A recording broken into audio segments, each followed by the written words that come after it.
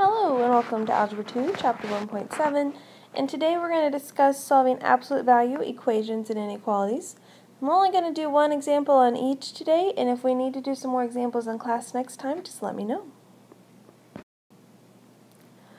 So our goal for the day is to solve absolute value equations and inequalities, and then we're also going to look at some real-life problems which we'll focus on in class next time. So if you remember, absolute value is your two horizontal bars. Okay, and the absolute value of a number is the distance the number is from 0. So distance is always a positive value. You never travel a negative distance. The absolute value of 2 is 2. Absolute value of negative 2 is 2. Okay, and so then what we get that needs to lead us into solving these absolute value equations is I can have two different numbers inside and they both equal the same number out here once I take the absolute value of them.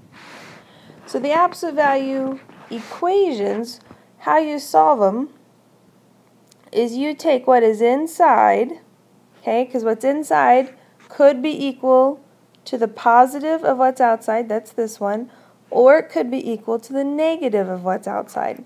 So I set it equal to the positive, and I set it equal to the negative. One thing you need to remember is that if there's ever anything outside the absolute value, like it's 2 absolute value of x, something like that, you must get the absolute value by itself before you write it into the two cases, and this is what I mean by the two cases right there. And then you just do regular steps to do that, so that maybe in this case you divide by 2, and you get absolute value of x equals 2.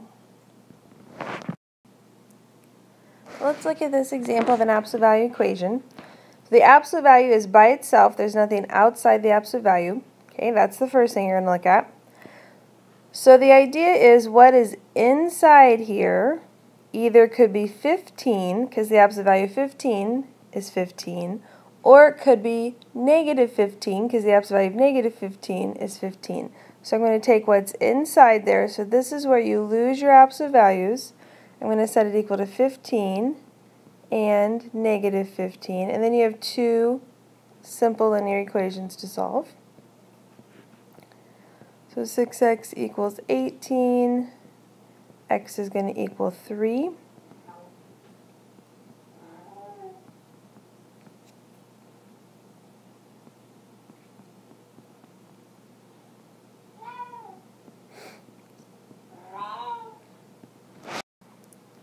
So we have two answers. Both of these will give us 15 as the final answer if we plug them back in. So to solve absolute value inequalities is really quite similar. Here's a formal way to look at it. Because it is going to give you two cases, what you might want to know is that the less than gives you an and that greater than gives you an or. Okay, and I'll go over that in class next time. I have a way to remember that. It involves my arms flailing around, so I'll have to show you. But the other thing to think of is just when we did our two cases for equations, we set up a positive case and a negative case. And so the only difference for inequalities is that on the negative case, flip your inequality. And if you remember that, that gets you 99% of the way there. So in your negative case, flip your inequality. So we're going to look at a less than case here. And so based on the last slide, less than is going to be and. But what you can do is you can just write it. So here's my positive case. I'm going to keep it all the same. My negative case, then I'm going to flip my inequality, and there's my negative on the other side. So we'll solve both of these just like we did before.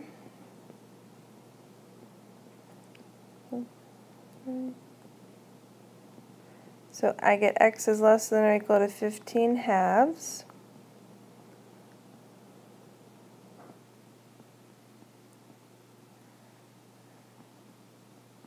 And it looks like x is greater than or equal to negative 3. So less than a positive value, greater than a negative value. This is an and. I don't want you to always base it on that, but this is going to be an and. So when we write our and statement, we're going to bring it together, write it as 1. Your small numbers on the left, large numbers on the right. Your inequalities should always open to the right. Okay, and so to graph that, we graph them on a number line.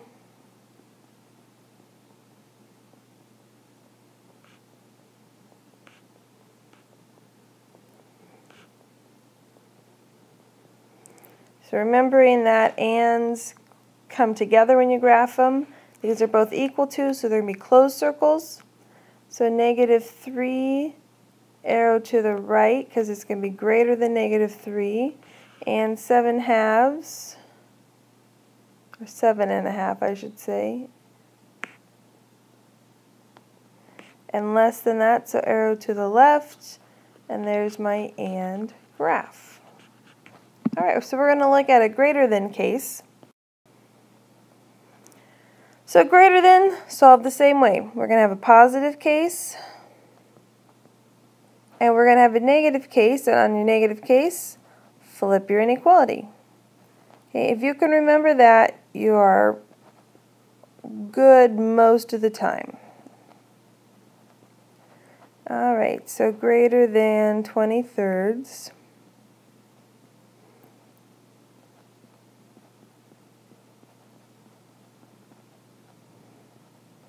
And less than -16/3.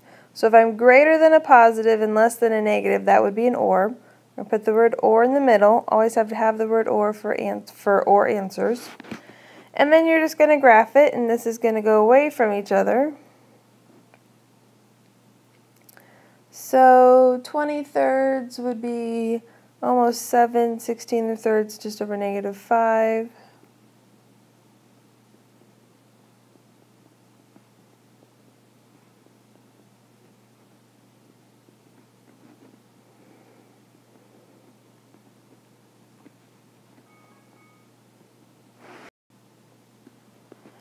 Okay, so greater than 20/3, so that's 6 2/3, open, no greater, oh, hold on, no equal to part on that, sorry. So there's greater than 20/3, less than to be -5 1/3, less than -16/3. There we go. So that graphed an or was an or statement. So the last thing I want you to write down, and we'll talk about it in class next time when we do our real life examples, is just that tolerance is the maximum deviation from the acceptable value. So, example I like to talk about is, if you buy a 16-ounce bag of potato chips, is it acceptable for it to have 15.5 ounces in it? Is it acceptable for it to have 14 ounces in it? Okay, and so depending on the object you're talking about, that range of acceptability varies. And we'll talk about that in class next time and do those last word problems. Let me know if you have any questions. Have a great day.